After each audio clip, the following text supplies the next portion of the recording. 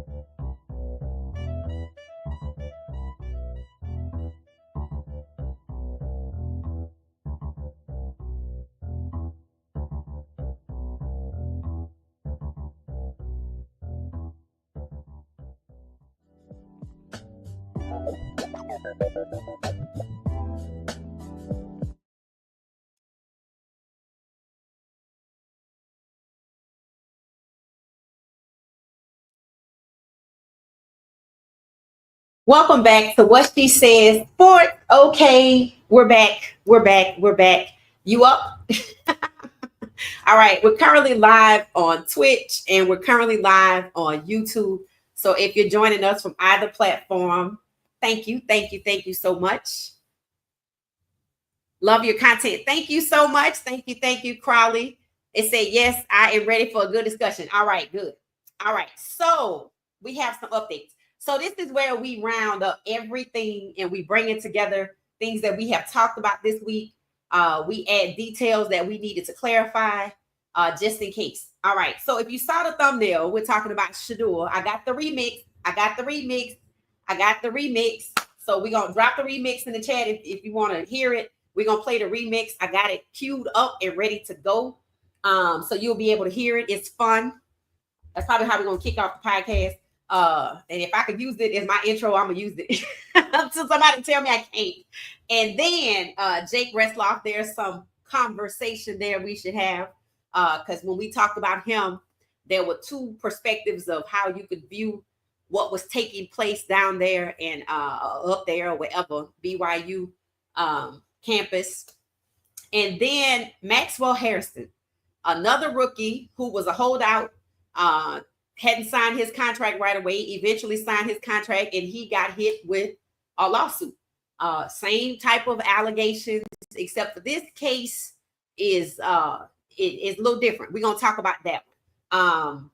And we're gonna update you on some things I learned about the WNBA and some of the bids, one in particular for a new team that was denied. We're gonna follow up with that because we had that conversation.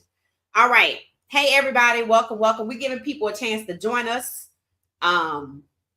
We just waiting for people to join us. We're going to go ahead on and we're going to play the remix. So perfect timing. This came from a gentleman on X. Changed the narrative. I follow him. He liked my repost when I just put up the Shedeur. I like the song. Some people say it's gentrified. I like it. It's not copyrighted. This looked like somebody was playing around and just put like a house beat or a dance beat, electronica onto it. It's fun and whatnot. All right. Who's back? All right. So everybody's joining us. All right. So we just chilling tonight. It's just our late night You Up podcast. We just giving people a chance to join us. How's everybody doing? Thank you for the kind words. Tina say, I'm up. Okay, awesome. It said, yes, I'm up and ready for a good discussion. Awesome, awesome. Good evening, Truth ain't true. Welcome back. Gracie say, I'm back. Jerry say, I'm back. All right, that's good enough. All right, so let's go ahead and see if we can play this video. All right. Let's see. Here it is. All right. Do I see it? Oh, here it is. Okay. All right.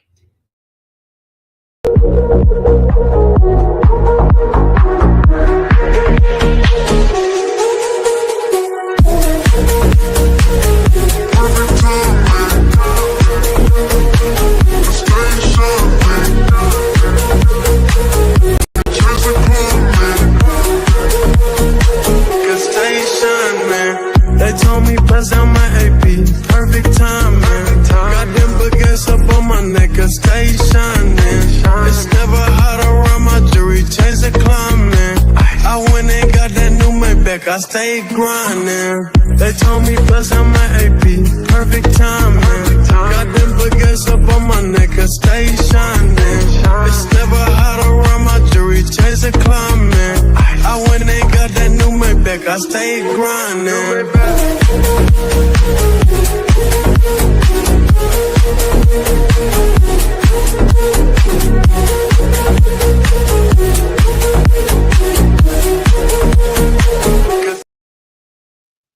All right, so that was it. That's the song. So I hope y'all liked it. It's cute. I like it. It's fun. Charlotte said it's good workout music. BJ said he liked it. I like the music. Somebody said it's gentrified. I don't see it that way. I have a different perspective. I think this gives the song reach. People already love the original, and just like any other music, a remix just gives us another opportunity to enjoy it in different environments, right? So going to the gym, traveling, road trips, need to pick me up. Hell, at the end of the day, the beginning of the day, I like it. I love the beat. So I don't know, if Shedeur is going to approve something like that. It's his song, but somebody had fun with it, and I love it. I absolutely love it. So that's how we kicked off the show, and see, get you in a good mood. And now we're gonna get into our content. All right. So Shedeur is somewhere working out. I probably have video of it tomorrow. He was spotted working out, getting ready for mini camp, throwing the ball around. Something we typically see Shedeur do. So we know he's doing his thing. Now, Coach Prime's word of the day, I didn't mention it a couple of days ago, but he was talking about not having fun anymore. How you got to get back to having fun. Things have changed, but you can't let that stop you. Now, I'm not going to attribute it to what happened with Shedeur. It could be what's going on with him. And I said Lil Wayne showed up at the house today to visit Coach Prime. So, I think people need to be compassionate with both Shedeur and Coach Prime. They've been through a lot, right? And people want to hurry up and get Coach Prime back to see you. But, when you've been betrayed by people you call family or you call friend, it's not as easy as you think. And when you have to work with them again, and you have young adults entrusted to you to get them to the next level where the people just stab you in the back, it's hard. It's not easy. So when I saw Coach Prime with his hat on that said Colorado, I knew he'd be back. But I did wonder, how was he going to move past what happened in the draft? What happened to his son? Right? Shot low too, right? And some of his players, right? But I know Coach Prime. I know he puts people ahead of himself, the program, the job, but it was discussed that a part of Coach Prime's contract was him being at those camps that they had for the kids, and he didn't make it. That's how you know how severe what he's going through was, and that's why I say people need to be compassionate. Shedeur also, because how can we ask for compassion and understanding and have time for Coach Prime to get in a good place following this situation, but not Shedeur, right? So that's why I ask y'all to hold people accountable, whether you use the thumbs down or whether you use your voice, your words, your Twitter thumbs, and hold people accountable who still want to talk about parking tickets, not that speeding tickets. So let me move on to my next topic of conversation. All right, so we talked about Retzlaff yesterday, and the story is gaining a little bit more traction. Why? Because initially people tried to dismiss it by saying what? That the young lady that accused Retzlaff, that filed a civil suit against him or a lawsuit against him, dismissed the charges. That's not true. That's not true. We talked about that. They came to an agreement, and the judge jointly dismissed. So it's not like she just dropped the charges and he got a phone call, you're in the clear. No, their lawyers had to do some talking about some things. They made an agreement about something. So does that mean he's innocent of what she said? It's still out there, right? He's still in the portal. So there's a couple of schools that people are saying he should go to, not saying these schools are interested, but I do find it interesting the schools that have popped up, which is making me kind of side eye the whole situation and look at, was this all intentional so he could move on? Now, I'm thinking you don't have to trash your reputation to move on. He's a grad student. He could have just told BYU, hey, I'm going to move on. I don't think he needed to tarnish his reputation. So to me, I think it's exactly what it is. There's a situation. She filed a complaint about it, a legal complaint, and lawyers got together and came up to an agreement. So the schools that people are saying that, I don't know if they're saying he should go to or if these schools have expressed interest, but I find it very interesting. One is Notre Dame. I don't see that happening. I don't see that happening because of the type of school it is. It's not that far different from BYU, but maybe Notre Dame doesn't have an honor code. And given the fact that Retzlaff is a 3-star, whose place is he taking?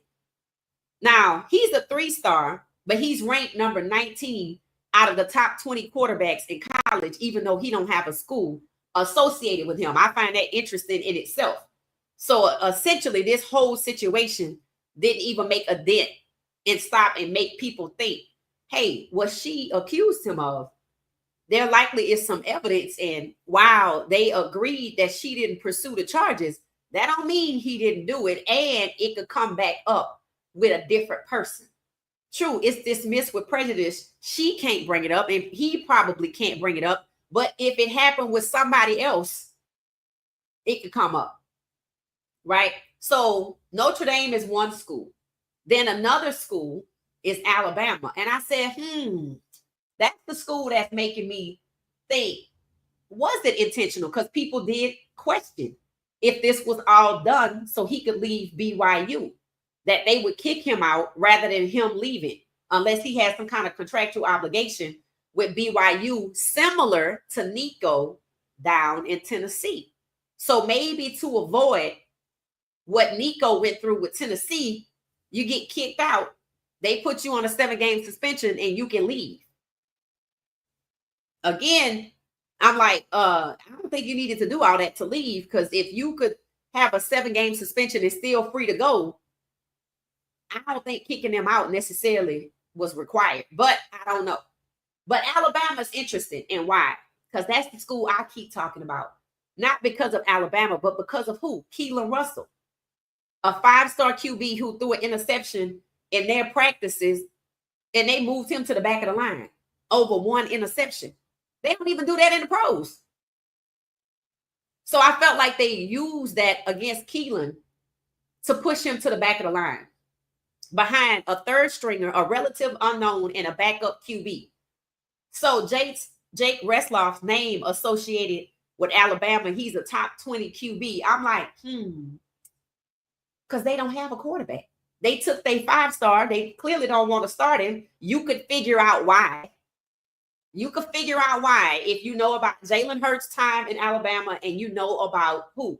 Jalen Milroe's time in Alabama, if you know the truth. So Alabama, I'm like, well, they do need a quarterback because they don't want to start their little 5-star freshman that they went out and recruited. I wish he would have come to see you. I still do. I hope he redshirts. He lost his twin sister shortly after high school graduation. He is grieving, but he is also put in the back of the line as a 5-star. So they're going to get Retzlaff, who's a 3-star. Because Keelan threw 1 interception in 11-on-11 practice with no pads. So another school that came up, Tennessee, where Nico left from. And if he does end up at Tennessee, it would make you maybe give pause to think, you know what, maybe he did decide, well, it's better to get in trouble and get out of here than it is to go through what Nico went through and end up at Tennessee.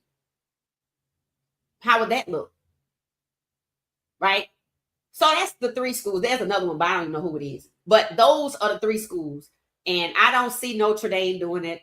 It wouldn't surprise me if Alabama did it, because they clearly trying to hold back Keelan Russell. to use one interception to bench your 5-star and put in 2 other people who are already backups and third strings. It's like you was looking for something. Does that sound familiar? We already talked about the agenda for the quarterbacks coming out of college now. Since the NFL don't want quarterbacks like Shedeur Sanders now. Since we see Cam Ward having to compete for the overall QB1 spot. Since Milroe is listed as a project and they say he's not going to even start for the next 2 years. They done buried him so far. I'm like, Lord, have mercy. The number 2 quarterback in the SEC is a project that's going to take 2 years to materialize. That's some bullshit. So let's see if Jake Retzlaff end up in Alabama. And that's going to tell you everything you need to know about this agenda with these college quarterbacks. So that's Jake Retzlaff. That's the update with him. He's still in the portal. He is a 3-star. She did not drop the charges. They came to an agreement, and there are 3 schools that people are discussing. And I don't know if they have inside information, but Alabama, Notre Dame, and Tennessee are the 3 schools. So I don't know whose interest is there, if this is speculation or not, but we're going to keep an eye on it. Why? Let's see how this next case turns out. Maxwell Hairston, the fastest person at the combine. Very impressive. Went to Kentucky, I believe, got drafted to the Bills. He was one of the holdouts to sign his contract. He did sign his contract. He was hit with a lawsuit by a young woman who said that they lived in the same dorm in 2021. And he invited himself into her room and took advantage of her. And nobody believes the story at all. It is said that it was fully investigated because what did Coach Prime say? The NFL learns about everything. So it was fully investigated. There was nothing there. So they proceeded to draft him. So she's brought this back up. The case, I can't tell if it's in court or if these just allegations. They said it was a lawsuit. I'm assuming it's ongoing. The school has spoken out about it. They can't talk about the lawsuit, but they did talk about their process, about how the school thoroughly investigates, Title IX investigates, this, that, and the other investigates. And apparently there seems to be not much there. That's why I said what the Retzlaff situation, what she is alleging, there has to be some evidence. She said he bit her. Now, I've told y'all that when you bite people, kids get kicked out of daycare for biting. That's how serious biting is, because it's a thing up here. And that was the Retzlaff situation. She did not drop those charges. They came to an agreement. There could be somebody else, because biting is not normal. I'm just going to say it that way. Right? But then in this situation, it's none of that. It's just he forced himself, and that was it. Doesn't sound like there's a lot of proof or any kind of proof. So again, I question, is there a lawsuit? Was there a lawsuit? Was it dismissed? I don't know where it is, but it done popped up. So now we got 2 cases. One person is now a rookie in the NFL. Then we have Retzlaff, who's trying to get to the NFL. And then there's Aaron Rodgers. I've heard more about Maxwell Hairston and Retzlaff than I've heard about Aaron Rodgers and the allegations against him for what? Domestic violence. But they don't want to talk about that. So these 2 cases and Aaron Rodgers' allegations of domestic violence will be interesting, because how you deal with Maxwell Hairston, I'm not surprised the NFL is like, look, we looked into this. We didn't see nothing. So yeah, we drafted him. Right? Even though his case is still out there. They seem confident. They moving forward. Retzlaff case is just not, it's clear because of what was alleged. Totally different in Maxwell Hairston.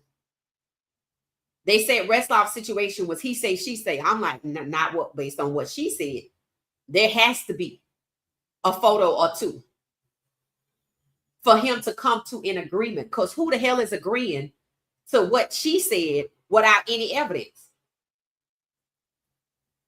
If it were no evidence and the judge couldn't find anything, then I could see the judge dismissing it. But that's not what happened. This is one of those ones where you want to proceed carefully because of what is being alleged. Whereas Hairston, it's true, there does not seem to be anything there. I don't know what's going to happen to that case, but clearly she's trying to get something. The girl left the college in 2021, right after it supposedly happened. But the NFL is like, yep, we looked into it. We don't really see nothing. So stay tuned. So my last topic that I wanted to talk about, we talked about the WNBA and the expansion teams. We talked about how Tennessee, Nashville had a bid for one involving an ownership group with Candace Parker. And we were like, how could she not get a team, right? I looked at who was in the ownership group. It was the former governor of the state of Tennessee. That's surprising, right? But it was also Faith Hill and Tim McGraw, who obviously have ties to Nashville country music. And, you know, then it's Candace Parker, who Jersey, they retired. So their bid was denied, even though that's a pretty powerful ownership group, in my opinion. But they said the teams that were awarded went to what? Went to cities that already have an NBA team. Now, the WNBA has been down this road before. The Houston Comets were tied to Houston because of the Rockets, but they don't have a team in the fourth largest city in the United States. So that was the reason that they denied the Summit. It was a nice name for the team. Nashville was the city, great, powerful group, but Memphis is where the NBA team is. I'm like, well, maybe move the Memphis Grizzlies to Nashville, because from what I hear, nobody wants to play in Memphis anyway. Nashville is supposed to be a better market. Let me know your thoughts. So that's where we are with those three, with those updates. So I'm gonna play the song again, but y'all let me know what y'all thinking. Good workout music. Yep. Everybody likes it. Gracie like it. Crowley like it. Jackie say, I'm back. Throwing the ball. What was that? Let's see.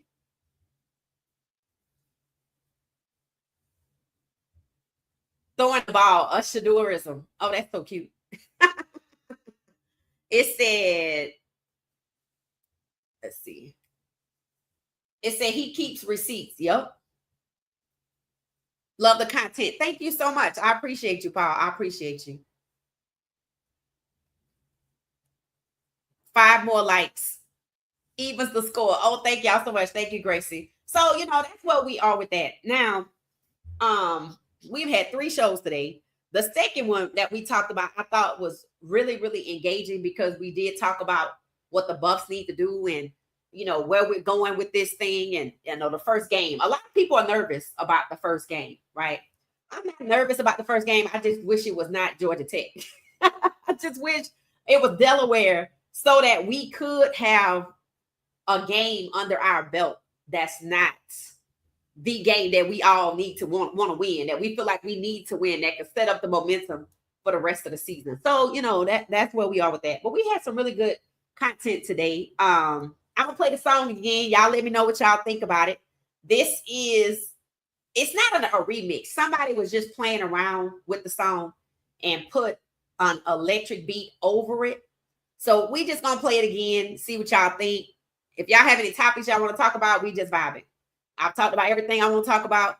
So I'm open to Q&A, or I'm open to whatever you want to talk about. Because y'all always email me stuff too. And let me know, like, there's certain things that y'all email me about. I can go through my email because there's some stuff in there. It's some stuff in there. It's some good content. I'll be like, wow, I didn't know this. Thank y'all so much. But I'm going to play the song, and then we're going to see what's in there and answer any questions you may have, or talk about any topics you want to talk about. We just up. We just vibing. If you're just not joining us, somebody had a little fun with perfect timing and put a little casual remix together.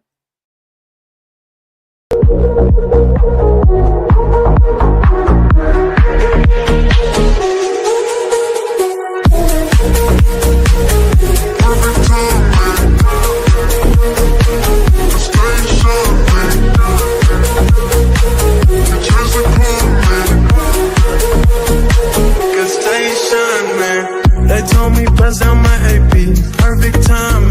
Got them baguettes up on my neck, I stay shining. It's never hot around my jewelry, change the climate. I went and got that new Maybach, I stay grinding. They told me bust on my AP, perfect timing. Got them baguettes up on my neck, I stay shining. It's never hot around my jewelry, change the climate. I went and got that new Maybach, I stay grinding.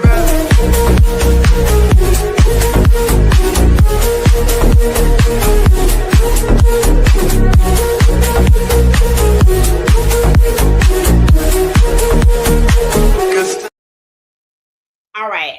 Questions are coming in already. And if y'all didn't have none, I got 2 more topics out of my email. Okay, so let's see. First question, truth ain't true. Do you think that Coach Prime should ban the New York Giants from the CU campus? Based on the way I know how the NFL operates, no. The NFL is a savage and not in a good way at all. No, I don't. Here's the thing. They probably don't even draft nobody from CU. And if they do, then it's probably just going to be like a get back. But you know what? Here's the thing. They got to make it through a whole season after the decisions that they have made, right? Let's see how this season play out. Let's see if they willing to lose with Russell Wilson on the bench, or are they willing to have their first black starting quarterback? Because, see, that's where their problems lie, at the quarterback position. So Malik Neighbors is there, right? He was upset because of what happened, because he was looking forward to Shedeur coming. But I think Malik Neighbors now realizes that, if he didn't know already, that he's on a team where they seem hesitant, resistant to having a black starting quarterback. So let's see how this season goes. And from there, maybe a case can be made on they willing to sit there and go 0-17 or lose the season rather than have a black starting quarterback. Then there's a real decision, a real conversation to be had. Because if they win with their current setup and who they drafted, what you gonna say, right? I think what I have come to start to see, the way Coach Prime is gonna go about this, right? It's not a coincidence about Travis, his contract on a Sunday after the Titans wouldn't even give it the damn time of day. That's a lesson for Travis. Get your money and keep it pushing. Then we have Deshaun Watson taking Shedeur under his wing. And now people are starting to pick up on what we had talked about, that Coach Prime was very supportive of Deshaun Watson. I didn't even know that until recently. And Deshaun Watson, people think, are returning the favor by taking Shedeur under his wing. That's leverage.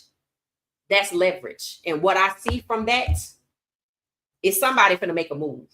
It's going to be leverage to push Shedeur out of Cleveland, because the NFL don't want Shedeur and Deshaun Watson putting their heads together. Nobody would want that, knowing what they truly did to Deshaun Watson and what they truly did to Shedeur. So I see that as leverage. And since they actually talked about moving either Shedeur or Dylan Gabriel after training camp, I think it might be Shedeur. It needs to be Shedeur. That's a toxic environment. I hope Shedeur balls out so they will reconsider and take CU players. They gonna take CU players. I mean, honestly, hell, they already did. Think about it. 16 players, 15 players from CU got associated with the team. The whole wide receiver core made it to the NFL. The only college to do that. And Georgia had the most drafted players. But in what rounds? Right? So I don't hope Cleveland considers, I hope this is enough leverage that the NFL trips over themselves and try to split Deshaun and Shedeur. I heard Deshaun could go to New Orleans. That ain't gonna happen. They're gonna trade somebody. Are they gonna trade the guy they got for $4 million and was unhappy about it? Are they gonna let Deshaun really take Shedeur under his wing? He get married this weekend. He'll be back. Are they gonna trade Deshaun? Or are they gonna leave them two together? I don't think they're gonna leave them together. I think they would be crazy to leave them together from a standpoint of you going through a lot to cover up a lie. You want these two to talk? Okay. I feel like that's the same thing as Travis fishing with Coach Prime. I feel like it's the same thing. And the fact that the damn internet could make the connection to Deshaun Watson, to Coach Prime, and how supportive Coach Prime was of Deshaun Watson. Did y'all know any of that? I didn't know none of it. I never even drew a straight line or a crooked line from Deshaun Watson to Coach Prime. Of all the talk about Coach Prime in that tweet from 2018 about Cleveland, there was never any mention of Coach Prime's association and being supportive of Deshaun Watson after his Achilles injury. And that's coming out now. I don't even know who knows that, but it's on the internet. So that's what I think. That's what I'm saying. The round. What? Hold on one second. It says that's what I'm saying in the round that higher than this year, how they did CU's players. Right.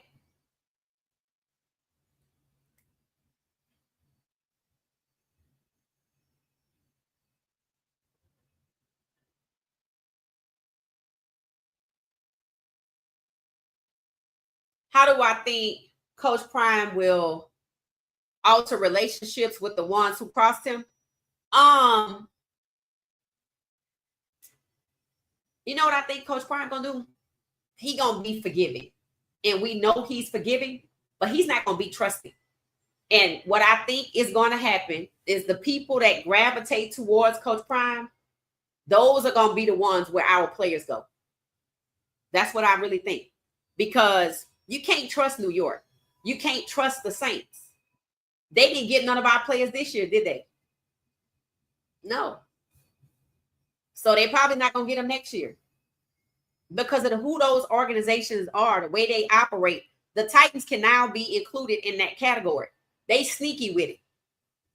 They trying to cross their own fan base who don't want Will Levis. So they went out to get Cam. Cam didn't go to CU. So wasn't nothing we could do about that. I thought it was good that Tennessee let Cam bring in his receiver, Restrepo, but I don't even know if he's going to make the roster. That could be all for show. So that it looks like goodwill toward Cam. But what are we seeing now? Brian Callahan running around really putting out a negative slant about his quarterback. You don't want a quarterback and a head coach to have that type of relationship. And Callahan knows that. He's using coded language. He's talking when I'm talking. Then tell him to stop. We don't have to know about it. But he can still process information. So he's cleaning it up at the end. Well, if he is so damn gifted mentally that he could talk to you while you talking and still understand what you're saying and go out there and make the play, what are you telling us about it for? Tell us in a manner that shows he's very gifted. We both can be, he can be talking, I can be talking, he understand what I'm saying and go out there. That's not what he said. So I think teams like that probably, to be honest with you, some of these people know they're guilty. It's what move they gonna make when it's time to come scout at CU. Remember, they use local scouts. They're not all reporting back to what a practice facility is. That's where you get your director of national scouting and this, that, and the other. And they're gonna work with the local guys. So it's gonna be a little different, right? There might be some new local scouts in the area. Then there might be some local scouts in the area that come out to see you and that be like, you know what, Prime, I just want you to know I really gave a good report. I can see that happening. Because I don't even know how you explain what happened to CU players. And then they all end up associated with the NFL team. 15 players? 15 out of 16 or 14 out of 15. How do you explain that? How do you make it look like it's about Coach Prime, but you take every last one of his players in some respect? That don't make no sense. So let's see who make the team, because that's what matters. And we already hear Tampa talking about Shiloh has an uphill climb. Let's see. I hope Shedeur balls out. I think they're going to take CU players. Hell, they already did. It's not like they didn't. They already did. They need to go higher, though. I think they need to keep it a buck with the guys. And honestly, I think the guys coming out so good, it's going to be hard to deny them. DJ McKinney is already a first-round projection.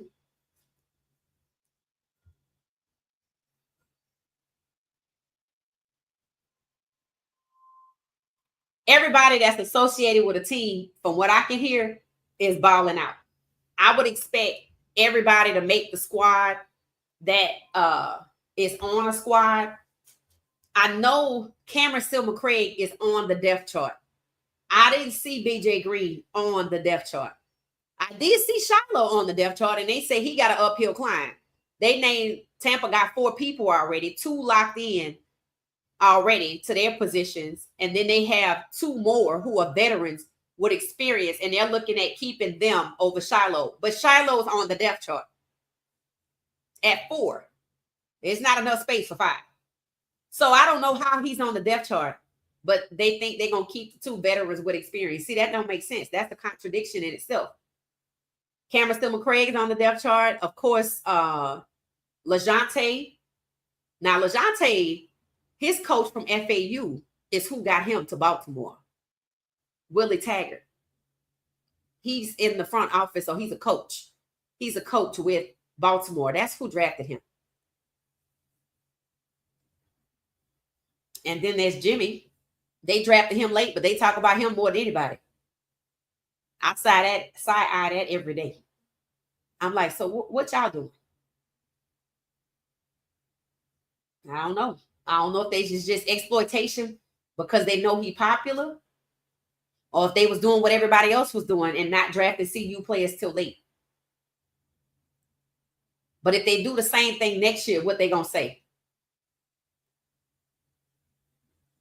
Because they swear that Shedeur was pushed down because of his dad. I'm assuming they say that's why Shiloh didn't get drafted in the 7th round, at least. But they have no explanation for the rest of CU players.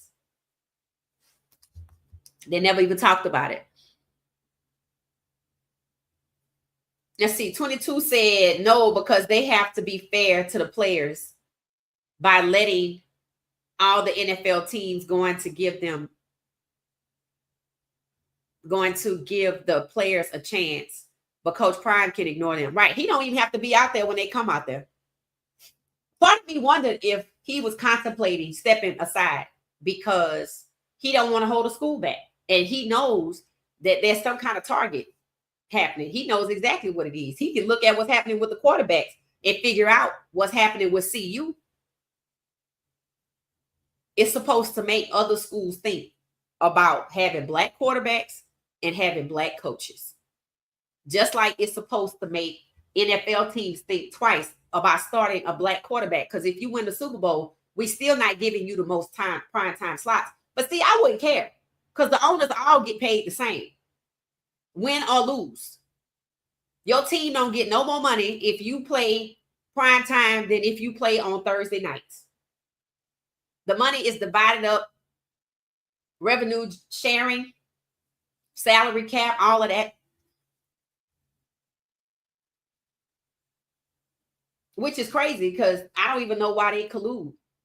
If y'all all getting the same money, what decisions y'all making? What the quarterbacks look like? Who we gonna see? Who we gonna hear about? If all of the teams are working together to hold back talent, then that's where the decision lies. What talent goes where? Who's the quarterback? Because that's really what they care about. They showed you with pink substance, they don't care.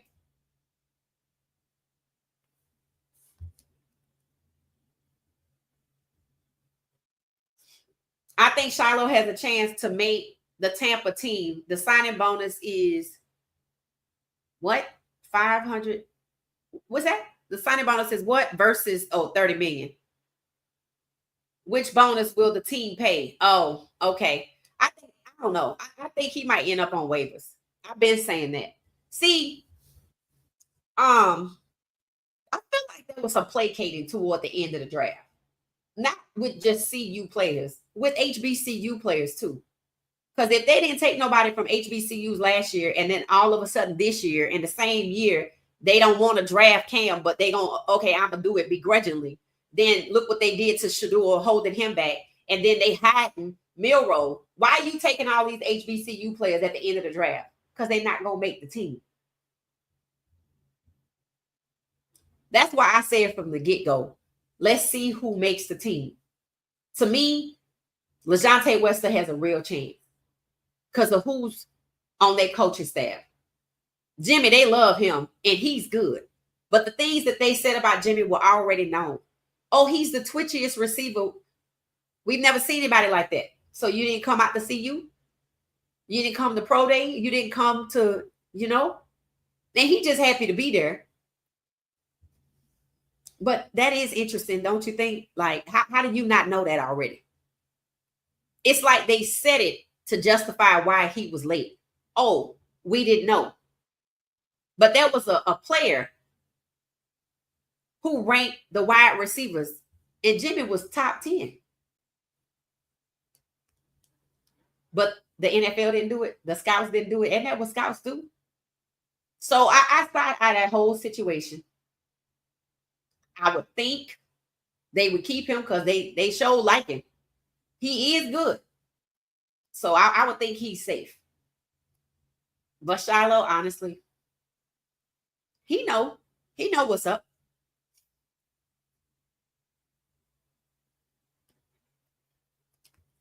And Pickett's name keep coming up as the Cleveland quarterback by the coach. Okay, let's talk about that. I'm glad you brought that up. That goes into my next topic. They're talking about Shedeur Sanders being compared to Baker Mayfield, right? I don't know why. Other than he was good and they still traded him. That's the only comparison I see. Yes, Shedeur can be good for Cleveland. Baker Mayfield was good for Cleveland. They traded Baker Mayfield. Who did they get? Deshaun. So they traded a good quarterback to get Deshaun, who at the time the NFL was making it appear that he's problematic. So they got rid of somebody that could help them win. Did they have to take him like they had to take Shedeur? It seems like it. It seems like it. So here's what people are saying to Kenny Pickett. Don't get comfortable, my guy. Baker Mayfield was good and got shipped out of here. Kenny Pickett ain't as good as Baker Mayfield. Shedeur is. So the message is for both of them. Don't get comfortable. I know Shedeur not comfortable. He might be comfortable in his environment, but he willing to pack his bags and move on. Which is why, in my opinion, the NFL said that Shedeur Sanders' QB comp is Geno Smith. I have never heard that. The only thing about Geno Smith is that he's a journeyman. And he finally appears to be getting his shot in Vegas, but he still has not cleared $100 million since 2013. How many years is that? 12? 12 years in the NFL and you ain't hit $100 million? But Daniel Jones has, and just got $14 million for one more year to prove himself. And they sent him to compete with Anthony Richardson. That's why Anthony Richardson being hurt, he don't know it. It's his saving grace. You wanted it? Go ahead. Let's see what you do with it.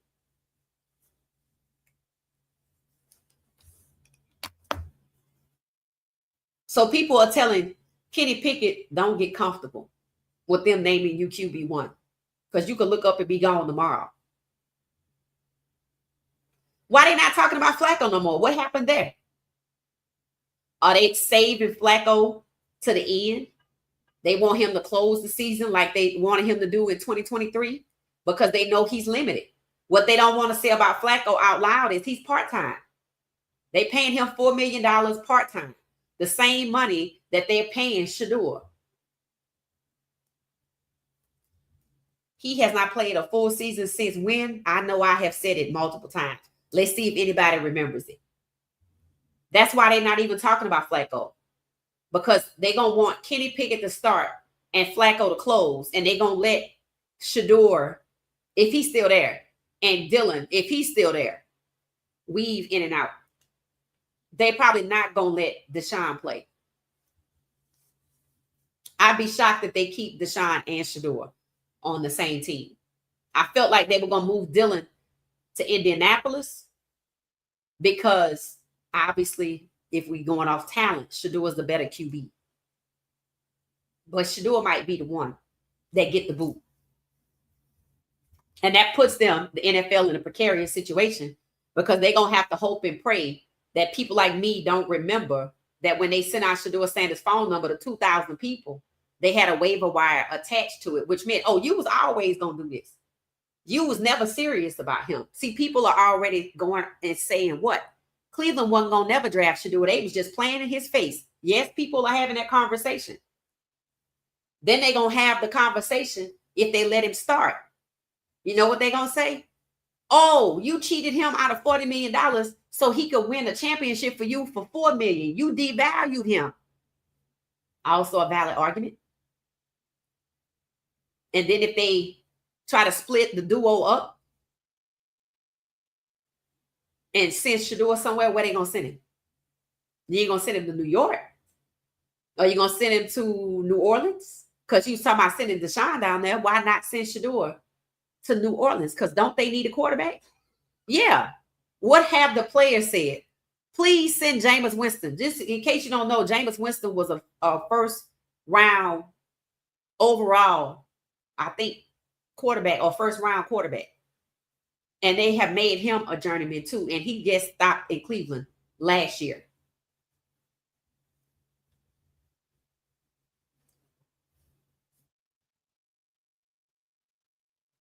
Coach Prime is going to be forgiven, but he ain't going to be as trusted as you would think.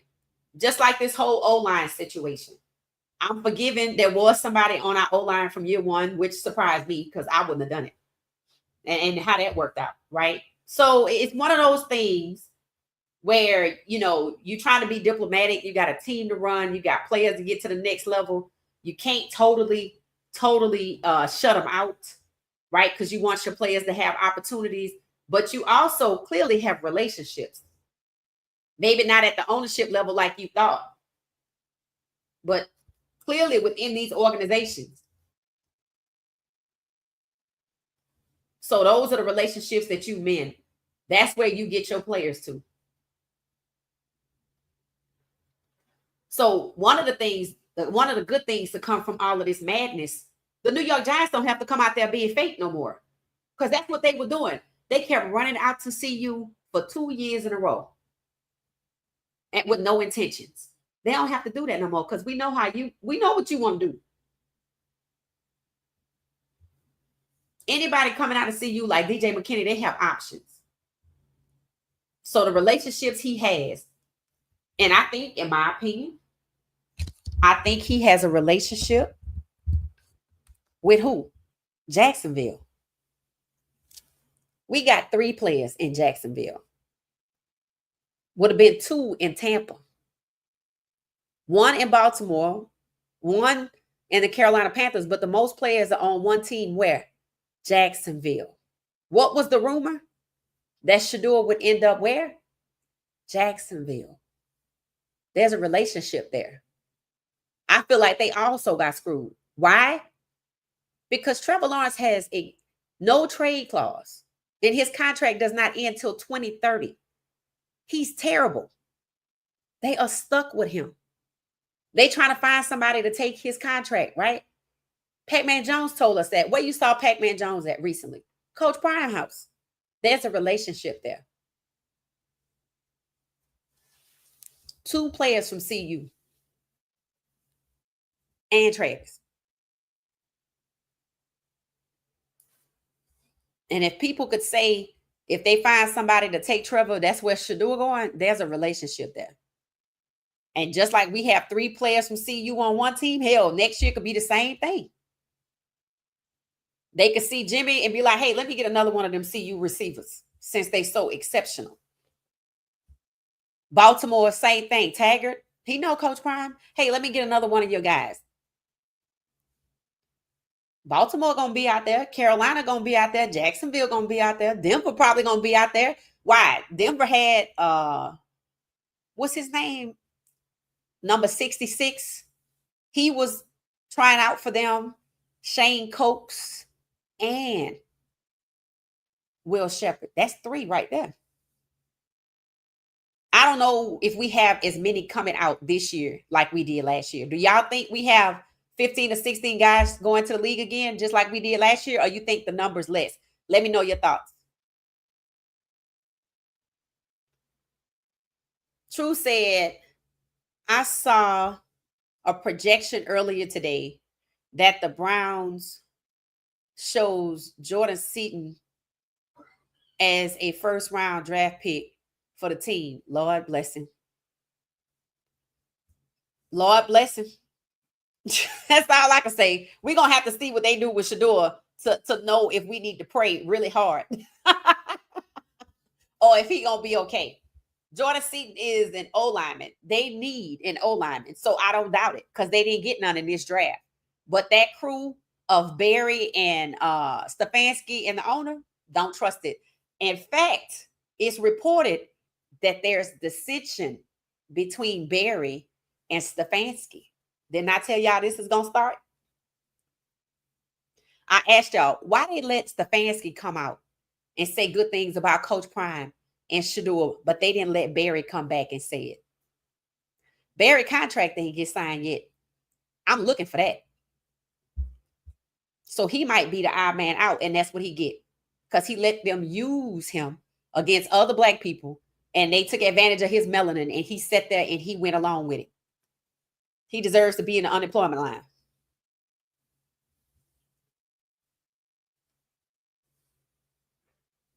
Coach Prime will forgive, but he won't forget. He will not. He's very smart. Anybody that can sit up, I mean, I really don't think it was Travis's idea to go to Dallas. I think that was all Coach Prime. In fact, I believe I'm willing to put money on it.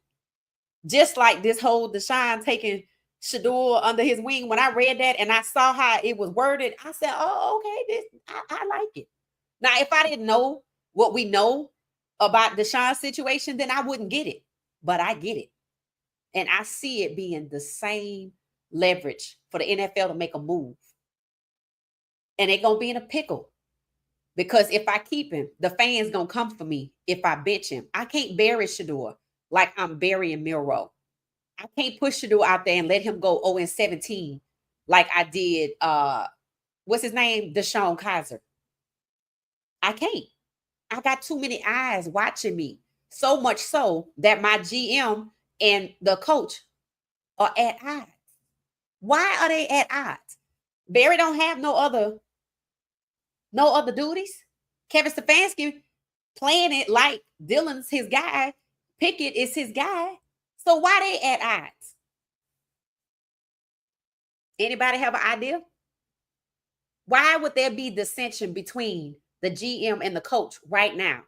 If the GM wasn't happy to have Shedeur and Stefanski is like, I'm going with Dylan Gabriel, I'm going with Pickett. What the hell are they arguing about? Because they seem to be on the same side, Shedeur not starting. So what could they be at odds about? There's definitely some finger point going on, and I said it was going to happen.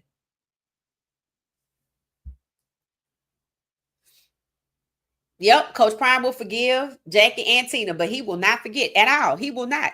But he is skilled, in my opinion, at using leverage. He is skilled at diplomacy. He is skilled at strategy. He is strategic. I told you, strategic people are successful because they're patient. They know when and how to strike. They know what it is you don't want to do, and they know exactly what to do to make you do it. That's why they in a pickle in Cleveland.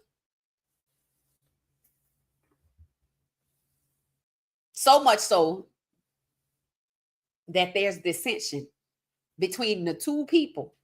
One, Kevin Stefanski told Shedeur, the Lord works in mysterious ways.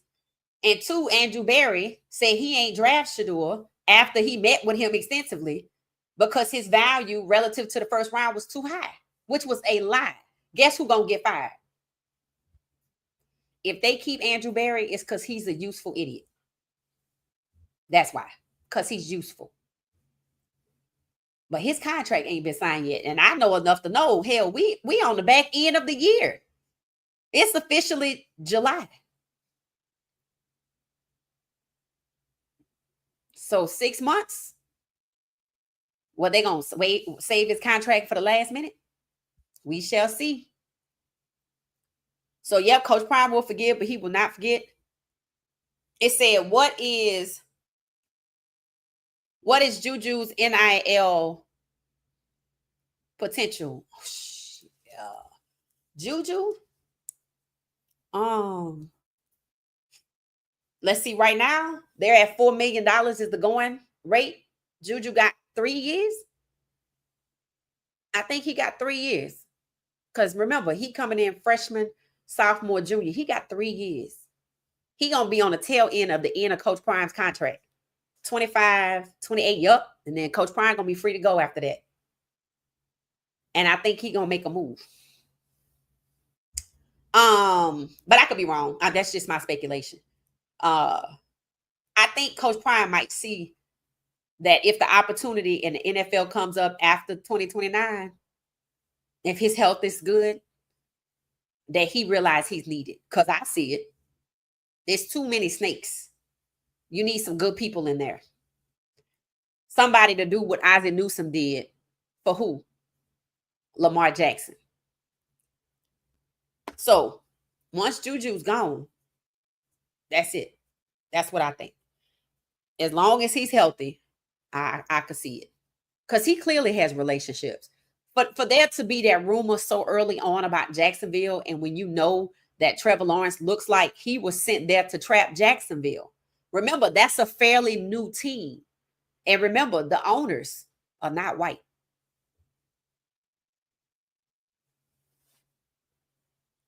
Look like a setup to me. That way, the owners can't make no decisions about quarterbacks because they sandbagged.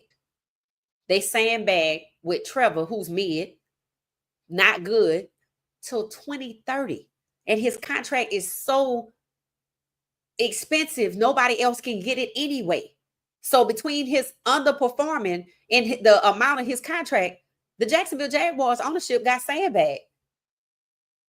And just like you read and you know that they told the new owner of the Denver Broncos, you can't give Russell Wilson that contract and you can't negotiate with him when he still got 2 years left. And they set up who? Russell Wilson. It was important for them to make sure that the new owner understood. You might be new, but you can't come in here with that. You can't. If he want to negotiate with 2 years left, then that's going to make everybody else want to negotiate. That's how they do business. They keep tabs on each other so they can control the money and who's playing. So I think Jacksonville got sandbagged. That might be why they got 3 Colorado Buffs on their squad. I don't know. But for that rumor to come out so soon after the draft, somebody knows somebody. It says Shiloh is going to play on special teams to get the chance to play defense back later on. I hope so. I mean, I think it will be crazy for Tampa to cut Shiloh, and the community has rallied around him. We don't never hear about Tampa. This is the most I done talked about Tampa since I was a little kid. He's bringing notoriety to Tampa, making people interested in going to Tampa, spending money in Tampa. Ooh, let's go see Shiloh play. Hey, let's go to this restaurant that he went to. Then he playing putt-putt golf. He actually giving you things to do when you go there. He was up late making music the other night. So I thought about it. I'm like, he probably know what they have said out loud. It's an uphill climb for him. but not because of his talent. I'm like, then if you knew that, then why'd you get him? If it's not his talent, you telling me that there's people that's not as good as him. But because they veterans and they experience, you want them to have the third and fourth slot. Again, this is not a business decision. How is it not a talent issue? It's a space issue. 2017, that's it. And they know that. They know that Flacco has not played a full season since 2017. So you notice they cooling it down about him. So they going to let the toughest part of the season go to Pickett, who they know is a backup. So what's the play? Let Pickett play, rotate possibly Shedeur and or Dillon. They just did it in 2023. They rotated 3 quarterbacks through 7 games, and then they turned it over to Flacco. They just going to run it back. They're going to give the other 3, and they might as well just go and push Shedeur in there, because if they put him on waivers and somebody could get him, somebody's going to get him. So they still heavily controlling his situation. Yep, 2017.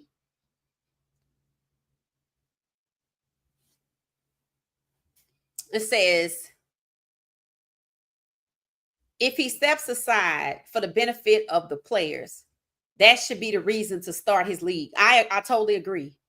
Black people always have to make adjustments to make them feel comfortable. Yep. I mean, I said that's what he was going to do anyway if they cut Shiloh and Shedeur. That's why I was asking, when did y'all say he was going back? I'm looking at the calendar. I'm looking to see if he going back when they midway through camp, because they have a date as to when they have to get to a 53-man roster, but it'll be too late because college ball would already be underway. But I did wonder about it because he was gone and he did have contractual obligations with those camps, and he didn't go. Not that he didn't want to go, he couldn't go. That's how you know it was serious. Because I was like, he had the primetime 7-on-7. He missed that. He missed the camps with the kids and everybody else. Other people had to take over.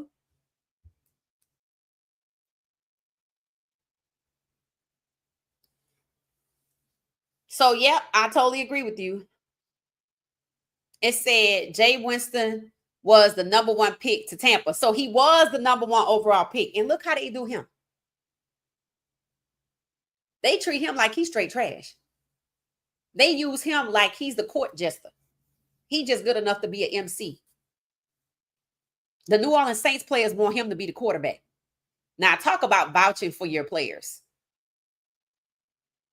They like, there's no point him sitting on the bench in New York when we need a quarterback in New Orleans. Because why? They stacking Russell Wilson and Jameis Winston.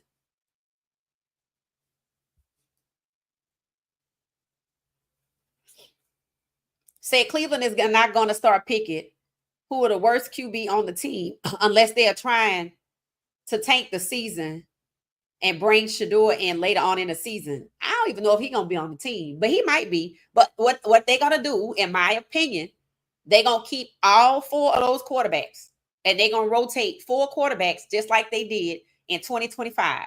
That means you're going to see Shedeur so they can shut the fans up. You're going to see Dillon because they drafted him first. Then you're going to see Pickett.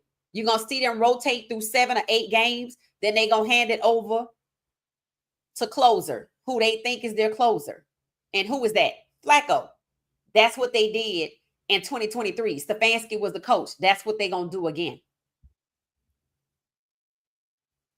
Is that what the dissension is about between the GM and the coach? The Stefanski gonna rotate because he did it already. Clearly, that's his decision. I'm gonna just rotate all of them. So you gonna let Shedeur play? Well, how's that gonna make me look if Shedeur get to play and he ball out and I didn't get him at number 2? You gonna get fired, and they're probably setting you up, and you deserve it. You deserve it. So I think Stefanski trying to save his own job. He gonna rotate every last one of them quarterbacks because they rotated 5. in 2023, they are going to rotate 4. Hell, they might get Kirk Cousins because I heard he back on the market. Kirk Cousins does not want to sit behind Michael Penix Jr. But he already showed he not good. So what the hell is it that you want to do? Oh, you don't want to be behind him because he black? Then sit him behind J.J. McCarthy then.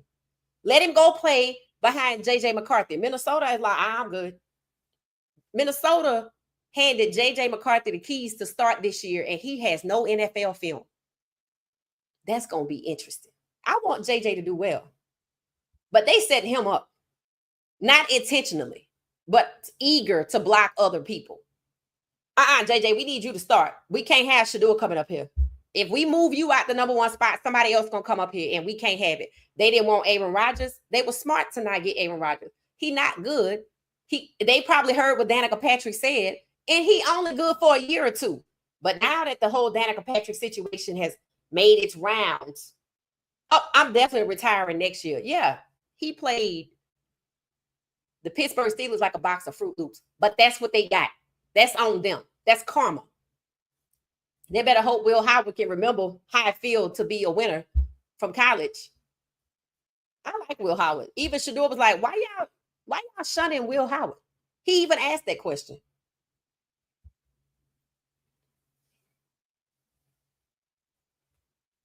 Truth, why are you laughing? Well, I wasn't telling what I said. Yep. It said, does anyone know the person Coach Prime asked to speak to after Shedeur finished the draft call from Cleveland? No. I know he said, can I say hi? That was Stefanski. No, wait. Who said hi to Shedeur first? Oh, that was Stefanski, I thought. Because the first person to say hi to Shedeur, no, Stefanski was first. That must have been Andrew Berry. Andrew Berry must have closed the call. I have to go back and look at it. We did a side-by-side of it. It's on YouTube, but I'd have to go back and look to see.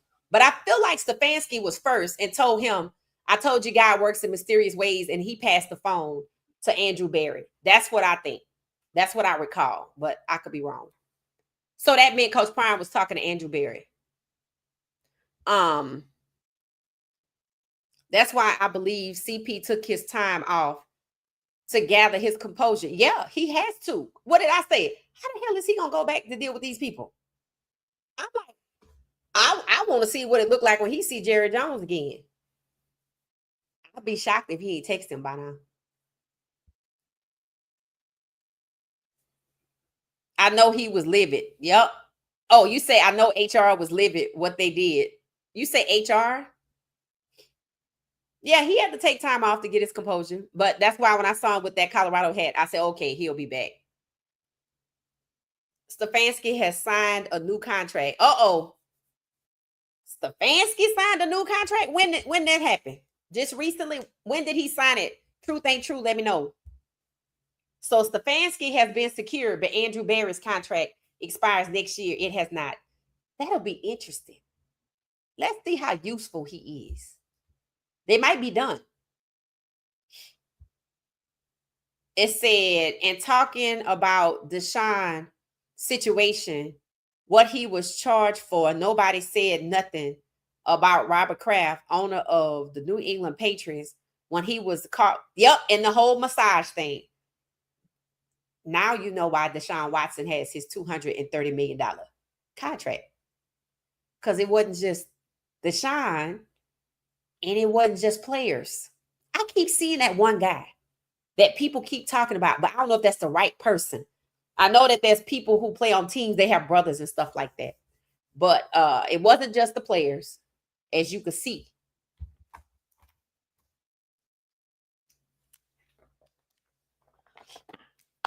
And the fact that he asked for a trade and this happened within 3 months, it looks like retaliation. That's illegal, by the way. That's illegal. It was Coach Berry. Okay, so Andrew Berry was the last person he talked to. Okay.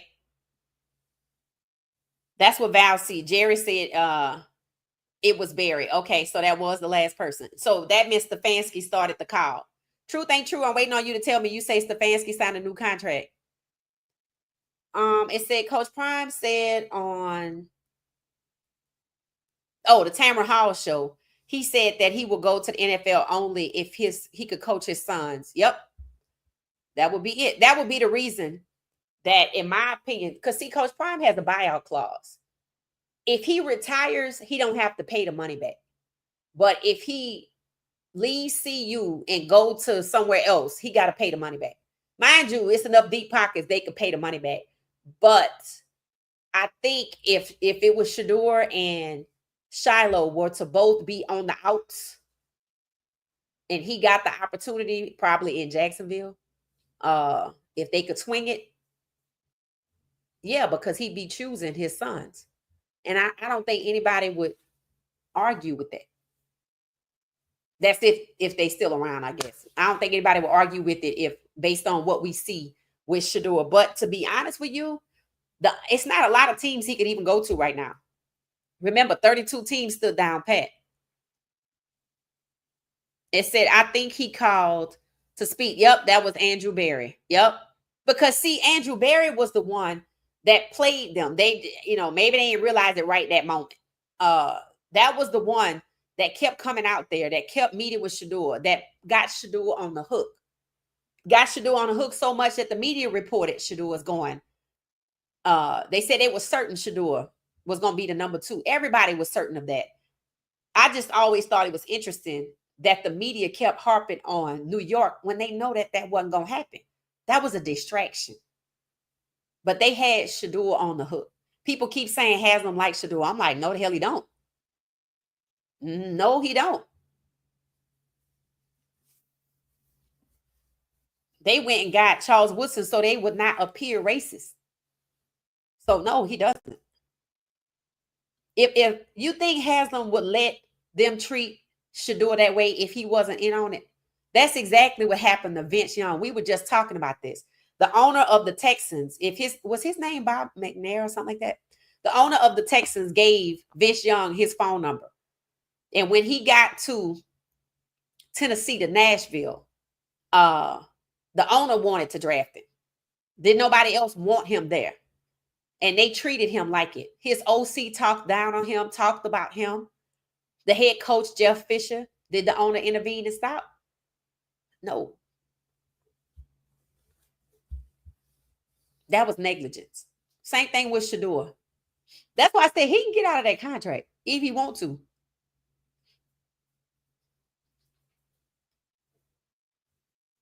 Oh, okay. Stefanski signed a new contract last week. Oh, okay. He was talking to a lady. So you saying that was Tina. Oh, okay. Okay. Oh, okay. They talking about Coach Prime was talking to a lady at the end. I don't know who it was. I thought it was Andrew Berry. So Stefanski signed a new contract last week. That's interesting. Okay. So they're going to keep him around. And then Andrew Berry's contract has not been signed that I know of. I'm sure people will talk about it if it happened, unless it's done in secret. And I'm not sure if you heard Mr. Jerry Jones is accused of doing something to a woman. When did that happen? When did that happen about Jerry Jones? I haven't heard anything about that. Not surprised. Do y'all remember what happened in New Orleans when Shedeur was talking to the commissioner and Bucky was standing there filming? And then Shedeur was walking, they was walking off, and Jerry Jones was right there, and he was talking to Shedeur, and he said, we're gonna have to do a lot of trading, which I felt like he was putting Shedeur off by saying that. And he was like, Prime, that's mine, or something like that. I don't know what the hell they was talking about, but it was a bunch of women standing right there. And it seemed like Jerry Jones didn't want Coach Prime talking to somebody, but I could just be reading a novel. I don't really know. So I'm not surprised at what Queen T is saying if there's evidence to support it or if there's some story out there. I wouldn't be surprised.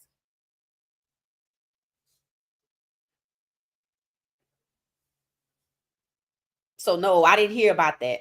Tina said, yep, I remember that. I thought that whole scenario was interesting, but I got the vibe the whole time that Shedeur was talking to the commissioner. There was 2 women standing right there.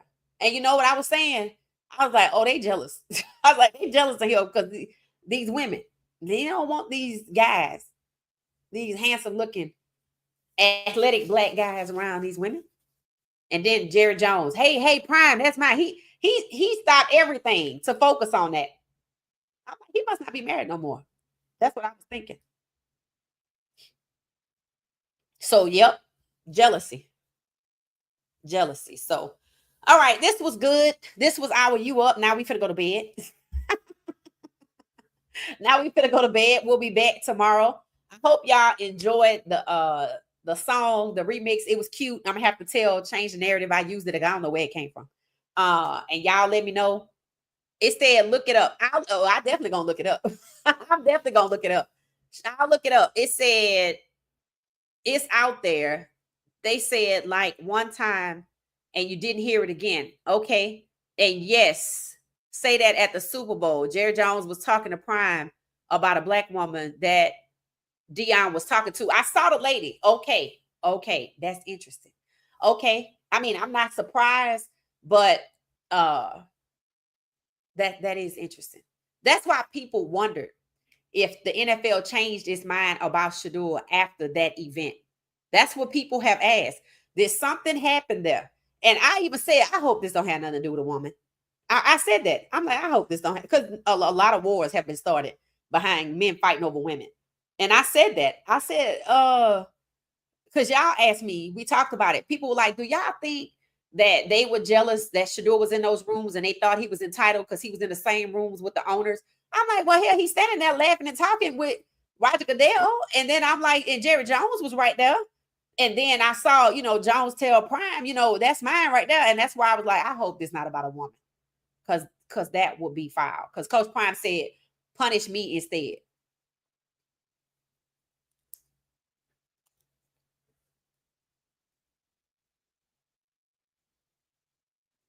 Truth on Truth say there is a Diddy connection with the owner accused. What? I'm gonna have to look that up. Are you talking about Dallas? Yeah, the air gets real different the higher you go, and they all know each other. So, it wouldn't surprise me. All right, we're gonna get out of here. This was awesome. 44 of us. Hit the like button on the way out if you have not already. We will be back tomorrow. Thank y'all so much. Great engagement today. Oh, crap. Okay, yeah. Thank you for the great engagement today. We'll be back tomorrow. Thanks for watching What She Said Sports. I'm gonna play the video one more time on the way out, and then I'll play my outro. Thank y'all so much for hanging out with us today.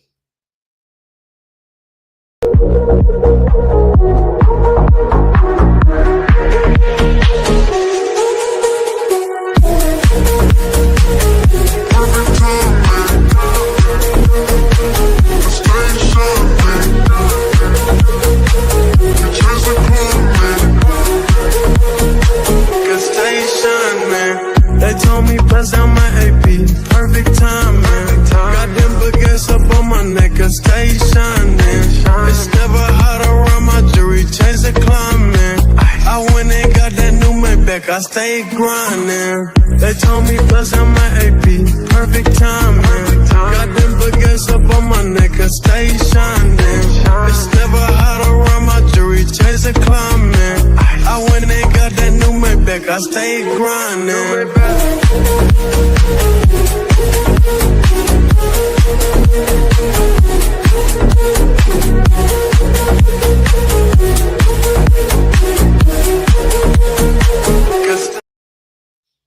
All right. Thanks, everybody.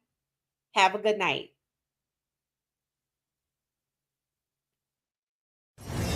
Thank you for watching What She Said Sports. Be sure to join our daily live stream and listen up to What She Said Sports on the go on Spotify.